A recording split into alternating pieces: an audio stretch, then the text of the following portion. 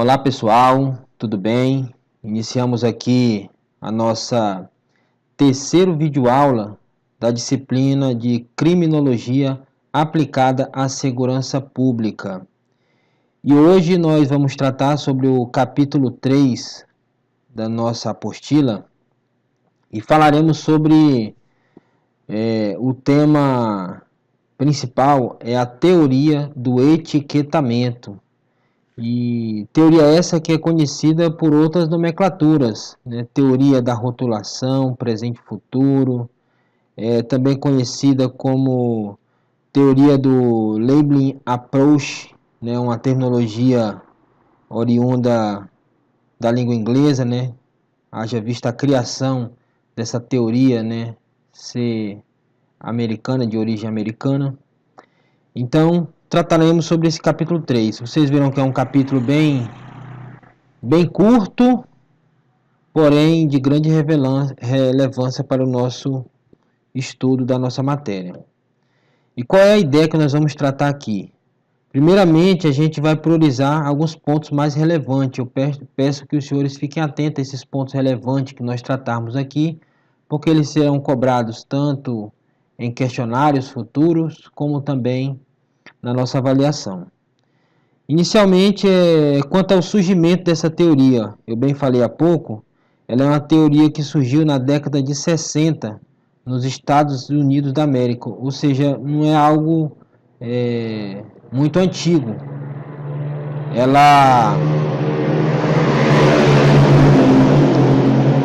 tem uma origem bem recente, é de uma origem recente. Então, senhores, depois de termos visto aí aonde se deu o surgimento dessa teoria do etiquetamento, nós vamos tratar agora para discutir qual é a ideia principal dessa teoria da rotulação, do etiquetamento, dentro das nomenclaturas que discutimos aqui. Ela é uma teoria que tenta apontar, né, principalmente ela faz isso, o sistema criminal, né?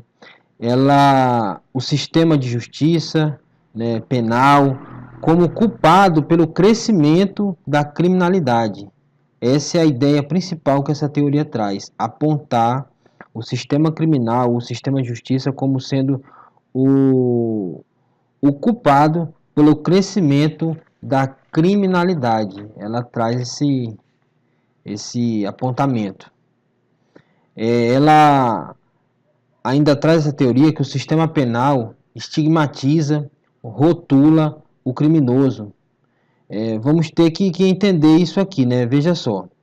Eu vou trabalhar de uma forma bem mais sutil, até para que a gente possa chegar em uma forma mais drástica dessa teoria, que alguns até defendem sobre essa teoria.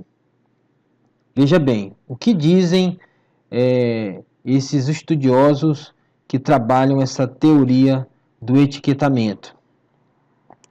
Para a gente começar de uma forma bem tranquila, até mais para frente a gente aprofunda mais.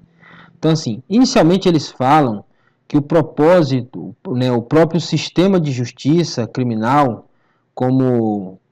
e eu trago exemplo de sistema de justiça criminal, a própria polícia, os promotores de justiça, os juízes, o sistema penitenciário, todo esse contexto, esse sistema aí, ele estigmatizam e acabam ali trabalhando com certos preconceitos com algumas camadas da sociedade, sejam eles pobres, aqueles que moram em periferia. Então, esses tipos de pessoas são rotulados, eles sofrem preconceitos, são estigmatizados por esse controle, esse sistema de justiça, que a gente traz aí como as polícias, os promotores, juízes, o sistema penitenciário.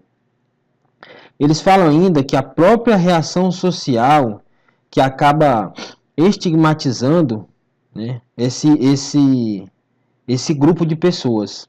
Um exemplo aqui para a gente poder mensurar: imagine um sujeito da elite, né, de uma classe de elite, que comete um crime de colarinho branco. Ele não seria tão rotulado, né, e às vezes não seria nem chamado de criminoso, segundo essa teoria do etiquetamento. Isso porque interessaria ao sistema essa rotulação, essa divisão. Então, alguns pobres de camadas pobres, moradores de periferia, egressos do sistema penitenciário, são sim rotulados como criminosos, enquanto algumas camadas consideradas da elite, né, cometem também crimes e condutas criminosas, mas não são rotulados como tal. Agora imagine um pobre da periferia que comete um furto simples. Segundo essa teoria, ele seria estigmatizado, rotulado até como bandido, como criminoso, e isso só fomenta a desigualdade social. Essa é uma das tratativas, uma das principais passagens dentro dessa teoria. Por conta, por conta dessa rotulação, o direito penal ele funciona como um separador de classes. Então, a gente nota aí mais características dessa teoria do etiquetamento. Então, senhores, dentro dessa ideia aí, acaba, né, a teoria trabalhando com a ideia de que o próprio sistema penal, né, o próprio direito penal em si, seria um dos grandes culpados pelo crescimento da criminalidade. E por separar a sociedade, por trabalhar com aqueles indivíduos que furtaram, que roubaram, que estupraram, como vilões. Essa é a forma como são rotulados. Essa teoria entende que o sistema prisional é horroroso e só faz aumentar a criminalidade, porque funciona como uma escola do crime. Mas observe a conclusão dessa teoria, né? Ao mesmo tempo que ela fala que o sistema prisional estigmatiza, ela aponta uma solução. E essa solução impregnou até aqui no meio do nosso país. Eles falam o seguinte ainda dentro dessa teoria. Olha se o sistema penitenciário estigmatiza e funciona como uma verdadeira escola do crime, por que alguns dos criminosos egressos do sistema prisional saem de lá piores, ou algumas pessoas estigmatizadas pelo sistema penal ingressam lá e depois saem de lá verdadeiros criminosos? Vamos tirá-los da cadeia então? Vamos evitar o cárcere? Seria essa a ideia? Veja bem por onde permeia o entendimento dessa teoria.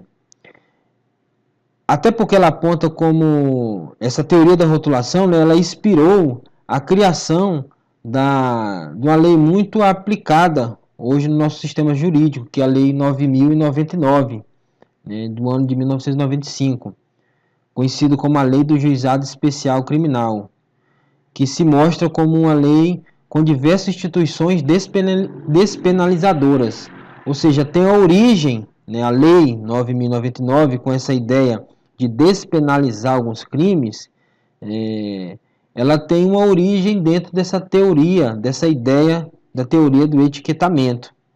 Quem trabalha com essa lei, né, que conhece, que já se debruçou sobre ela, sabe que o próprio legislador da Lei 9.099 deixa claro a finalidade da lei, que é evitar penas privativas de liberdade, o que é fruto da teoria da etiquetagem, né, da teoria do etiquetamento, da teoria da rotulação, né?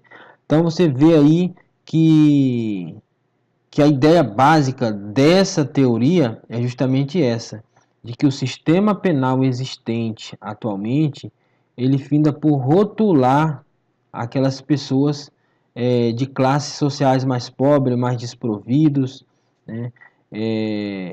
Ao ponto que ele cria essa separação de classes, deixa muito evidente, porque ao mesmo tempo aquele considerado de uma elite, de uma camada social mais bem tida financeiramente, ele não tem a mesma rotulação. Tá ok, senhores? Então, como falei para os senhores, é um capítulo bem curto esse que trata apenas da teoria do etiquetamento. Peço que os senhores fiquem bem atentos a essa ideia principal que traz a teoria, de como ela identifica aí